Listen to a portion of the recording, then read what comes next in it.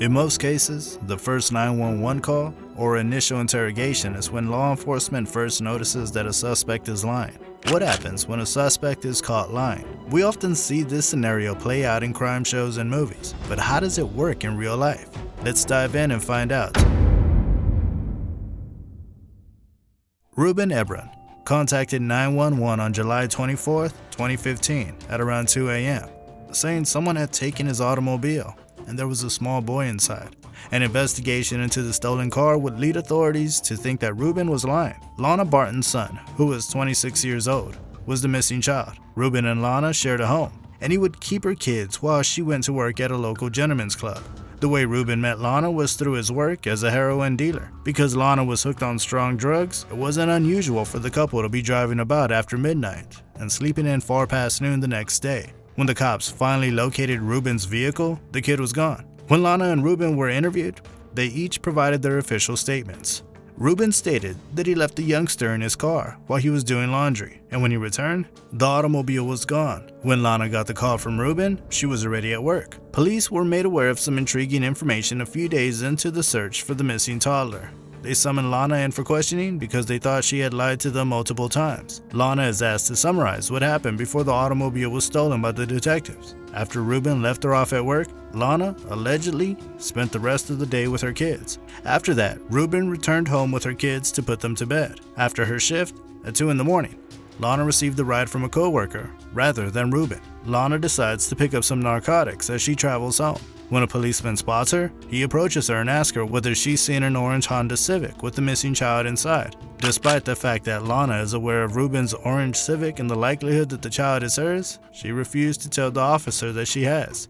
Find out if it's for real? Yeah, basically. Like you thought the officer was bullshitting you? No, I didn't think the officer was bullshitting me.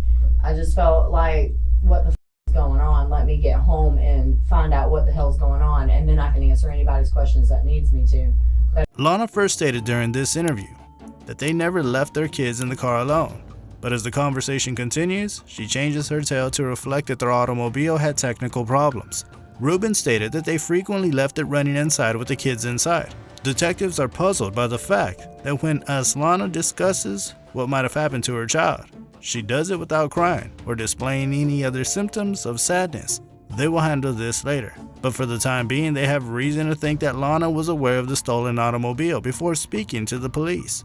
To increase the pressure and expose Lana's terrible parenting skills, the detectives decide to use harsh language. They mention a situation from earlier in the week. When Lana's son had a head injury while playing, she claims she didn't take him to the hospital right away. Instead, she claims she waited a few minutes.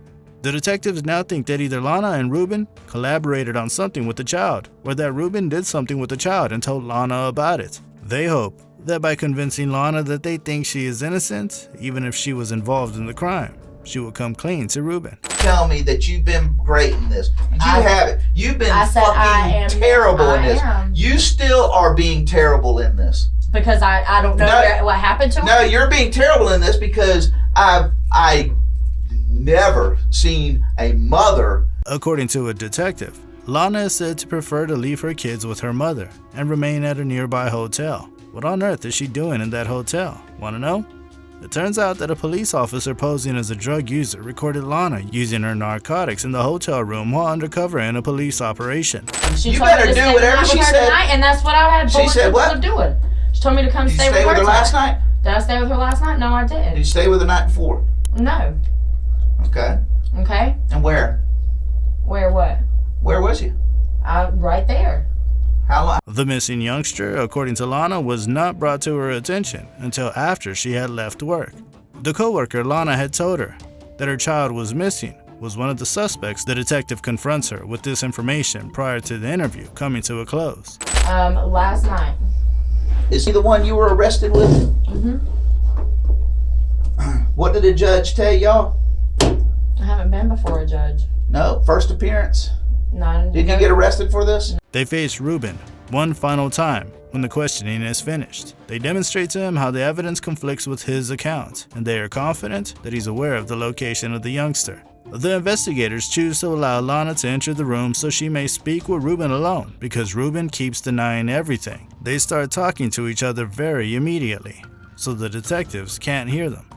The investigators return to the room after realizing what they're doing. You're the only one that can bring her any kind of peace whatsoever.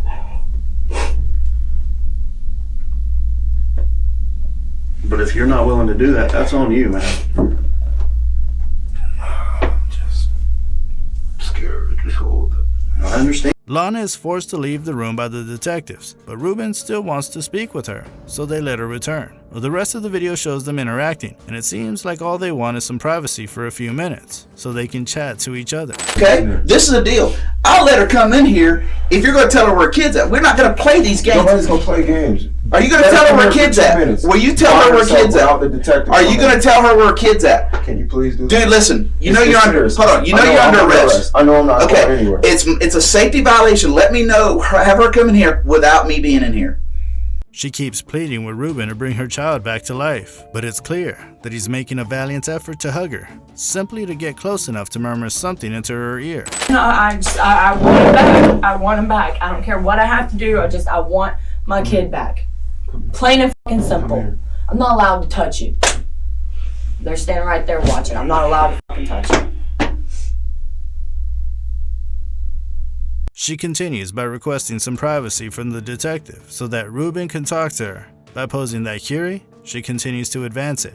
We can see from the video that Ruben maintains silence throughout.